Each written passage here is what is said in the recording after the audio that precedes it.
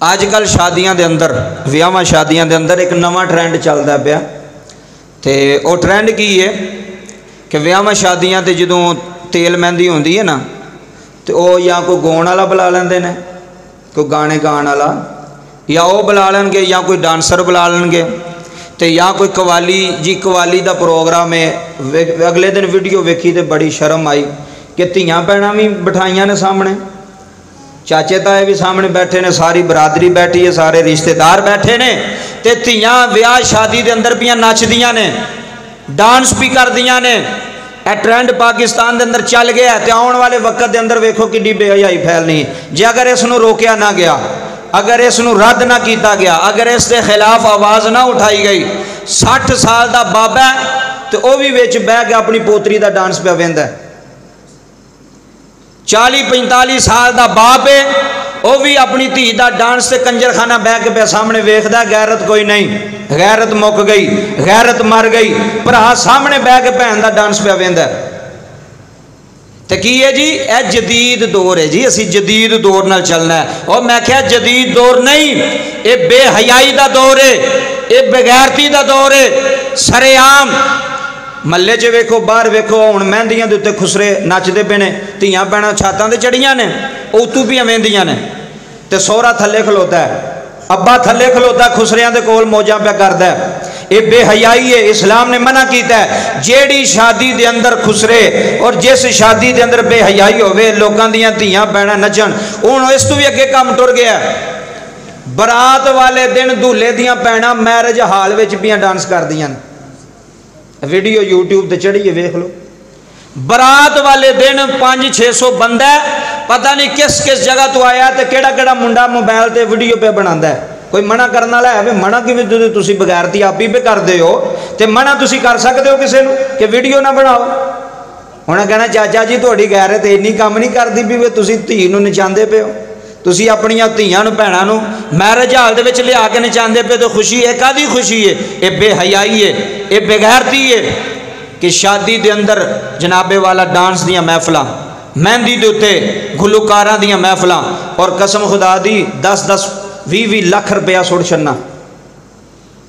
तो सक्के चाचे दियां धियां ने जिन्हां कोल बरात के कपड़े लैण वास्ते भी पैसे, वो कोई पता नहीं किसी ने, उत्थे सुट छड़िया पैसा वे साड़ी वीडियो भी बनती है, साडा महल्ले च ना होवे, पिंड च ना होवे, कि इन्हां खुसरियां ते 20 लाख रुपया सुट छड़िया, इन्हां बगैरतां ते जनाब 40 लाख रुपया सुट छड़िया। अपनी इज्जत ते अपना नक रखण वास्ते, बेहयाई नूं फरोग देण वास्ते सुट छड़िया।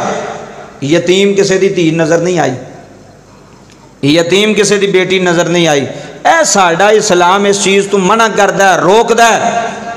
इस्लाम कहता है पैसा ज़ाया ना करो, म्याना रवि इख्तियार करो, ना बहुते अगां टुर जाओ तो ना बहुते कंजूस बन जाओ, म्याना रवि इख्तियार करो। डांस पार्टियां शैतान दा काम है, मुसलमान दा काम, मुसलमान दा काम। तुसी मेरी गल याद रखियो, हो सकता उदों मैं रहना कि नहीं रहना, तुसां रहना कि नहीं रहना, उंज गल याद रखियो। 4-5 साल तो बाद तुसी वेख लियो कि हर घर दे विच हुण चीज़ पाई जानी। मेहंदियां दे उत्ते मुंडियां ने मजबूर कर छड़ना प्योवां नूं कि असीं जनाब डांस पार्टी रखनी, असां कवाल बुलाने ने। क्योंकि इस्लाम की किसी को समझ ही नहीं, शरीयत किसी को पता ही नहीं शरीयत की कह रही है, इस्लाम की कह रहा। बेहयाई नूं फरोग ना दवो। और केड़ा बंदा जे जेड़ा कोई रिश्तेदार ही होवे उठ के आखियो बेहयाई पे कर दो, कहंदा असीं की करिए, गुनाह इन्हां नूं भी सानूं की, वह भी चुप करके जनाब वो भी वेंदा हुंदा। ये बहुत वड्डा कबीरा गुनाह है। फिर प्याना बहुत वड्डा कबीरा गुनाह है शादियां ते जनाबे वाला बेहयाई करना। हुण किहड़े पासे जाइए? जेड़ा बंदा दसे उन्होंने आंदे जो है बहुता मौलवी बने, यह बहुता हाजी बने, उन्होंने अगू ताने देणगे, उन्होंने अगू गल्लां करनगे।